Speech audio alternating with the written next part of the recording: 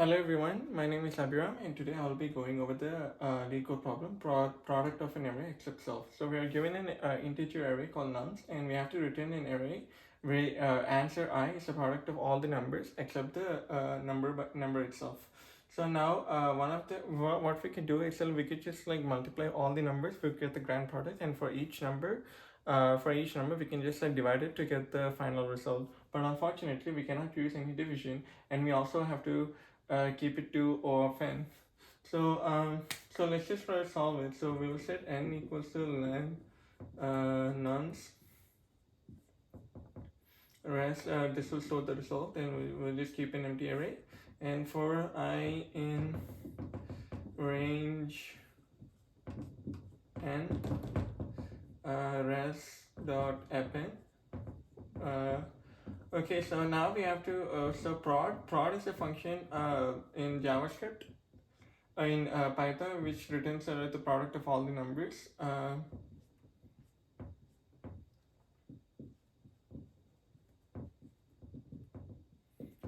So okay, now we're getting the left half of the array, and now we have to find the right half. So prod of the left one and the times prod of the nums I plus 1, boom, and we created two subarrays and we're getting a product of each one, and we can just return the result. So but here's the problem with this. So this right here is a brute force solution, and while a brute force solution works for like smaller test cases, but as a length of the array, or like the size as a size increases, or like with bigger numbers, or like larger data sets, this will be very ineffective, because like we are multiplying every single time. For example, within this, let's just say an example of arrays 1, 2, 3, 4. So with this array given, the result will be 2 times 3 times 4 is 24. 24 divided by 2 is 12. 3 times 4 is 12, and 1 times 2 times 4 is 8, and finally 1 times 2 times 3 is 6. So this will be the result.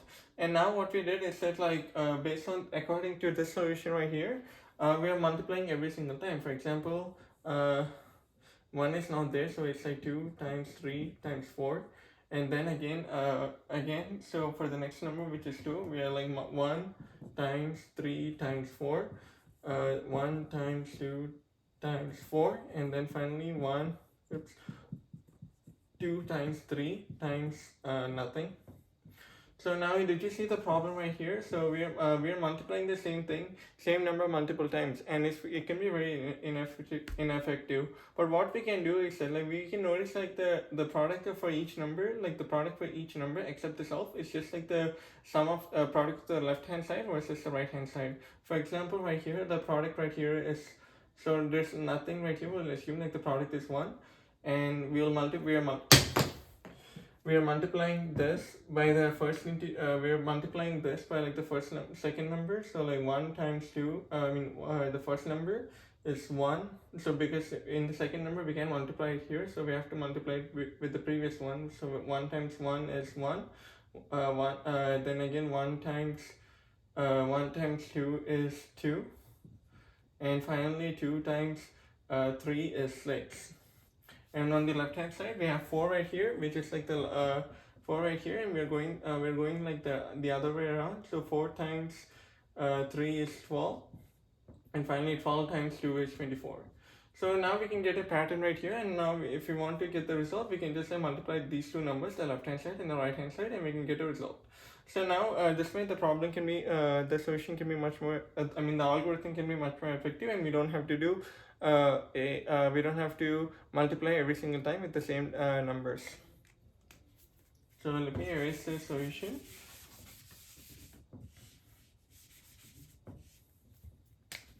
Left. I will just create an array with length of 1 and with length of n. Right, same thing. 1 times n. So we are multiplying, right? So for I in range we don't have to we are multiplying only 3 times, so which is like 1 minus 1, so we can just write n minus 1. So we're starting with the left hand side, so and we can say like the left one we can so we can write like left I plus 1 equals to the previous number which is like left I times the current number, so num psi. And we can do the same thing for the right hand side, but for the right hand side what we're doing is like we have to go from like we're going from like negative to, the last number to like the earliest number, so like we can write the same loop for I in range. We'll start with the last number, which is like n minus 2 actually. N minus 2, which will be 4 minus this will be n minus 1, and this will be n minus 2. Actually no, let's just do like n minus 2. Oh wait, no, n minus 1. Yeah, we need the last number, so n minus 1. The last number we can have like a solution for the extreme right number, so we will just leave it to 0, and since we're going in the other way around, we will just keep it to negative 1. So write I minus 1 instead equals to write I times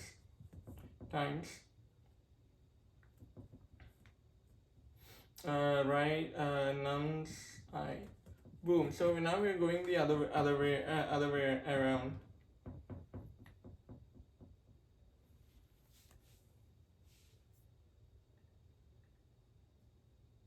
Yeah, we're going the other way. Yeah, we're going the other way around, and finally now we got the products of the both of them. Now we can just find enough at the end. We can just create a res, and we'll set it to an empty array, and we will find the solution for I in range and range n. Because we're going through an entire loop, we can just write res dot append